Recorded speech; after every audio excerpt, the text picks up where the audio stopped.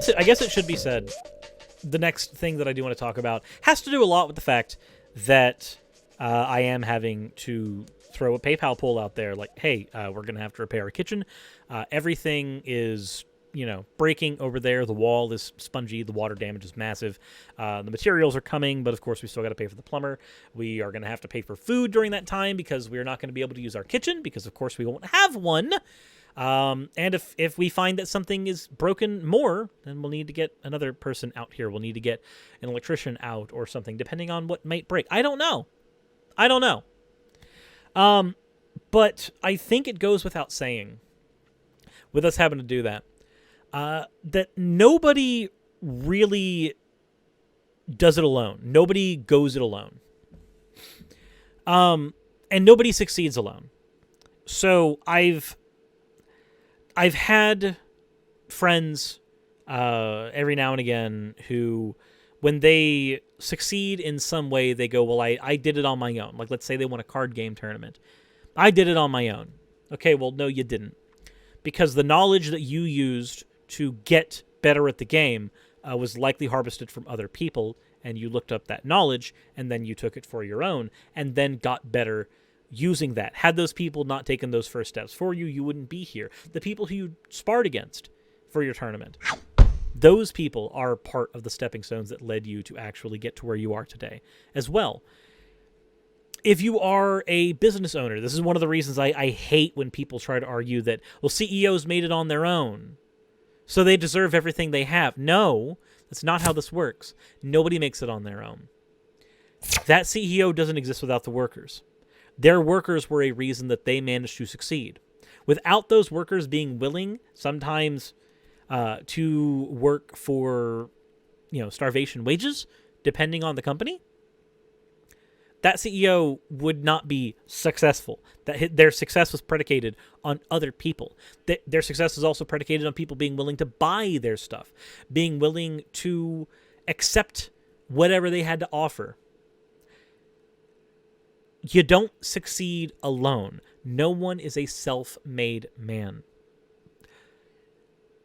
If you become a store manager, and at a grocery store or, for a fast food place, and so you're making enough money to take care of your family, and you're like, I did it on my own. No, the coworkers that didn't rat on you when you decided to go into the freezer for a second or two too long because you were exhausted, you owe something to them. The people who believed in you enough to promote you up the corporate ladder to get you where you are, you owe shit to them too. Not, owe something materialistically. Just in general, you didn't do this alone. Your success was predicated on the actions of other people. And the best way to do this, the best way to give an example of this would be to use myself as an example. So I do YouTube full time, and I less and less have had to rely on fundraisers, with the exception of, the kitchen exploding, in order to survive. More and more, I'm able to do it based off of just the patron dollars and the YouTube advertiser revenue and then the affiliate earning stuff. Did I do it alone? I know for a fact I didn't. For one, I have to thank Raz. I didn't do it alone because during times where I was focusing on my channel, Raz was the one bringing in money so that I could focus on my channel, so that I could dedicate my time to that specifically. It wouldn't have been possible without that help. And then you look at the history of my channel. From the beginning, there were people who, when I was advertising my channel on Kick, of all places, that was how I started, advertising my channel on Kick. There were people who, after engaging in conversation with me on there, said they were willing to go watch what I did. And then after I got my first 100 subs, Prophet Abzad was willing to work with me. And we did a collaboration that got me to 300 subs. And then after the first Faithless Forum, Telltale was willing to shout me out. Got me to my first 700 subs. Granted, that also meant that I had a community that was now mostly consisting of furries, which really hasn't changed that much. in the years going from that. So I'm honestly kind of glad that trend never changed. But then from there, I didn't succeed on my own, just based off of that beginning bit. I had help from other creators that pulled me up. I didn't pull myself up from my bootstraps. I put in work. Yes, there's, 700 videos on this channel now? That comes with time, that comes with effort of varying degrees. Some of them took more effort than others, and some of them were honestly lazy slapdash jobs. But at the end of the day, I didn't do it on my own. I got pulled up by other creators. And moreover, I got pulled up by fans, by subscribers. Everybody who's watching in the chat, everybody who's watching the live stream, do any of you honestly think I could have done this without you? Because I couldn't. Not just patrons, people who pay my bills, not just the YouTube advertising algorithm shit. None of that works without the viewers actually being there to actually get you there. I'm not self-made. Everything I do is predicated on you all being willing to be there for me as I do it. Everything I do is predicated on some other creator being willing to work with me. I'm not a self-made person because I was, suddenly able to be in, various groups doing things like speaking at Faithless Forum, being able to have conversations with people I respected, like Aaron Raw, Matt Dillahunty. That's not because of me. I'm going to take credit for the work that I put in, but it's not because of me alone. It's because of other creators, and it's because of people like you, people who are watching, people who got me here. The fan art section of the videos for the edited videos, back when I was able to do a lot more of those, that fan art section only exists because people were willing to submit fan art. The whole thing that I do on streams going, hey, H or G, H for positive, G for negative. Anytime I do that. Do you think that exists without you guys picking it up? Without picking up that meme and running with it? That doesn't exist at all without that. Mr. Atheist was also pointed out. Jimmy Snow. Jimmy Snow, I was larger than him at one point. We worked together, and then as Jimmy exploded, as he got more popular, videos that we had done back when he was smaller than me started racking up views. And that turned into more subscribers. And then, of course, when we worked together later after he was already larger, that helped as well. It's not just working with creators larger than you. Sometimes working with ones that are smaller than you can end up having a cascading effect later on down the road. Nobody is a self-made billionaire. Nobody's a self-made millionaire.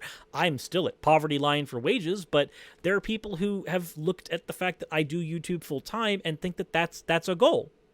And you know what? If that's a goal that they want to have in life, cool. It was once a goal for me. I'm here now. I have to construct new goals, like being able to live comfortably instead of just at all. But I didn't do it alone. And nobody does it alone.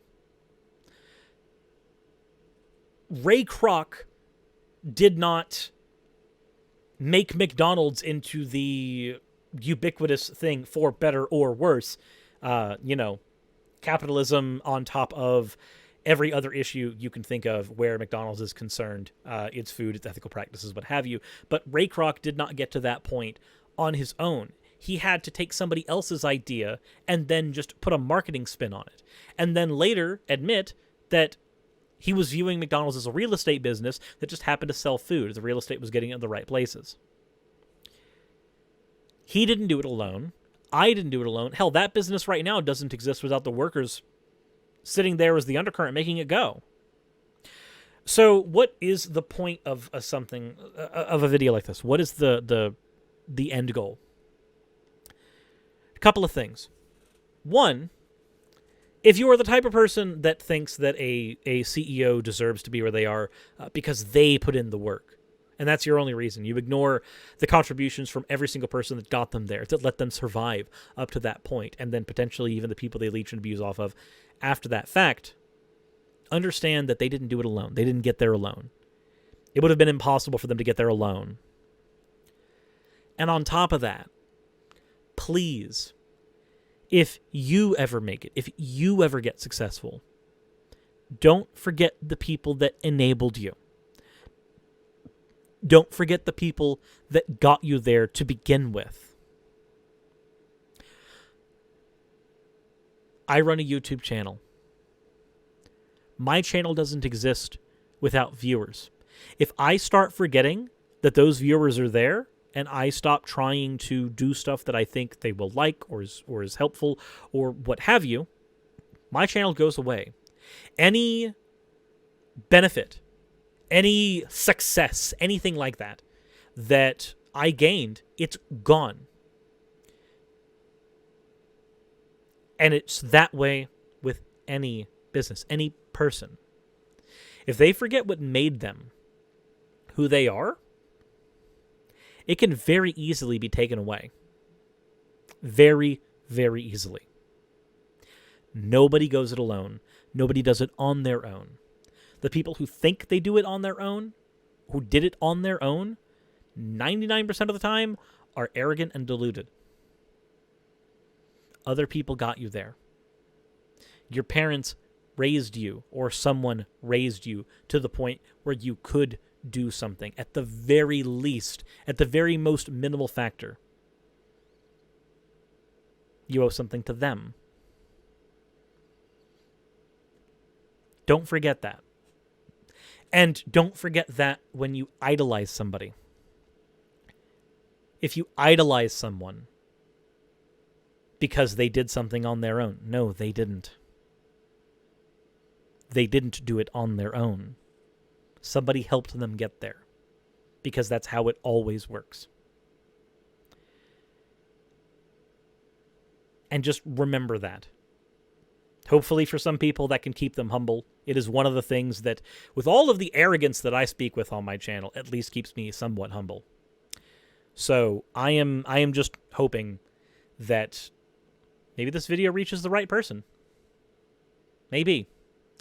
Even with the amount of building myself up that I've done on my channel, it was still predicated on people being willing to watch, people being willing to be patrons, people being willing to give me a chance on advertising, people being willing to work with me. It's always been predicated on that, and it will always be predicated on that. So I guess the last thing is, thank you for helping me get where I have been, where I am right now, and wherever this channel ends up going in the future. Thank you. I don't functionally have words that can accurately describe it, and I don't want to fake an emotion because it